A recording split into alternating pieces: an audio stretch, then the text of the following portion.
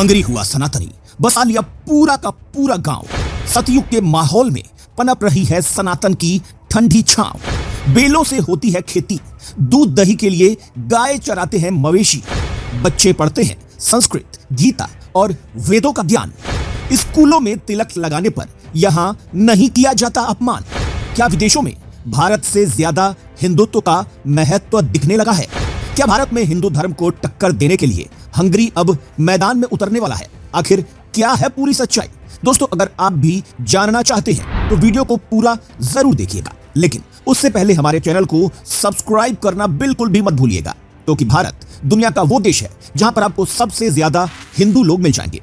लेकिन इस बात में कोई भी संदेह नहीं कि भारत के अलावा अब दुनिया में कई ऐसे देश हैं जहां सनातन की लहर दौड़ने लगी है, और यही हाल अब हंगरी देश का भी है। दोस्तों, हंगरी के कैपिटल बुडापेस्ट से लगभग 72 किलोमीटर दूर कृष्णा वैली नाम का एक गांव आज भी सतयुग में जी रहा है, और वहां आज भी लोग बेलों की मदद से खेती करते हैं। यहाँ की महिलाएं साड़ी और पुरुष धोती कुर्ता पहनते हैं। वहीं यहाँ के बच्चे स्कूल में तिलक लगाकर जाते हैं और उन्हें स्कूल में संस्कृत भाषा के साथ वेदों का अध्ययन भी कराया जाता है। यहाँ पर गायों को पाला जाता है। ऑर्गेनिक जैविक खेती, मवेशियों के द्वारा निकाले गए डेयरी प्रोडक्ट्स और मधुमक्खियों के शहद पर ही यहाँ पर रहने वाले लोग सरवाइव करते हैं। इस गांव के बारे में एक मजेदार बात यह भी है कि इसे नया वृंदावन या फिर नया ब्रज धाम कहा जाता है, क्योंकि जिस तरह दिल्ली से वृंदावन की दूरी लगभग 3 घंटे की है, उसी तरह से हंगरी के कैपिटल बुडापेस्ट से भी कृष्णा वैली की दूरी 3 घंटे ही है। और ये यूरोप का सबसे बड़ा सनातनी गांव है, जहां लगभग हर साल 30,000 पर्यटक इस गांव की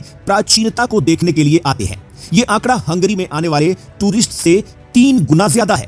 दोस्तों, 660 एकड़ में फैले हुए इस गांव की खास बात यह है कि इस गांव में अपना खुद का स्कूल, मंदिर और आयुर्वेदिक क्लिनिक बने हुए हैं, जहां पर हर बिल्डिंग में सोलर पैनल्स हैं। और इसीलिए ये गांव आत्मनिर्भर गांव है, जो खाने से लेकर बिजली और बाकी की जरूरतों के लिए किसी भी तरह से हंगरी की सरकार पर निर्भर नहीं है।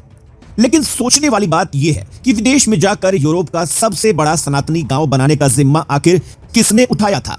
आखिर किसने इस सनातन के सबसे बड़े उदाहरण के रूप में इस गांव की स्थापना की? तो आपको बताते हैं कि आज से 30 साल पहले सन 1993 में हंगरी के सबसे बड़े इस्कॉन के भक्त और संत माने जाने वाले शिवराम स्वामी जी ने लगभग इस्कॉन की 110 एकड़ की जमीन पर इस मंदिर की नींव रखी, और धीरे धीरे करके इस्कॉन और ज्यादा जमीन खरीदता रहा, और यह गांव सनातन की छांव में फलता फूलता रहा, और आज यूरोप का सबसे बड़ा सनातनी गांव के रूप में प्रसिद्धि बटोर रहा है। और इस गांव में आपको सनातन की और हिंदू धर्म की साक्षात छवि देखने को मिलेगी, क्योंकि यहाँ के लोग शुद्ध शाकाहारी होने के साथ खुद को कृष्ण भगवान के प्रति पूरे तरीके से समर्पित करने के लिए हर समय तैयार रहते हैं।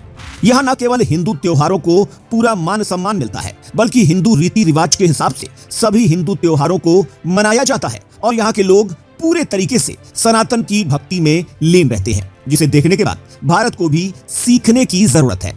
दोस्तों, क्या आपको भी लगता है कि हमारे भारत को कृष्णा घाटी गांव से सीख लेनी चाहिए और सनातन का पूरी दुनिया में प्रचार प्रसार करने के लिए कोई नया कदम उठाना चाहिए? अपनी राय हमें कमेंट करके बताइएगा, और ऐसे ही अपडेट्स के लिए हमारे पेज को फॉलो करना और ज्यादा से ज्यादा लोगों के साथ शेयर करना बिल्कुल भी मत भूलिएगा।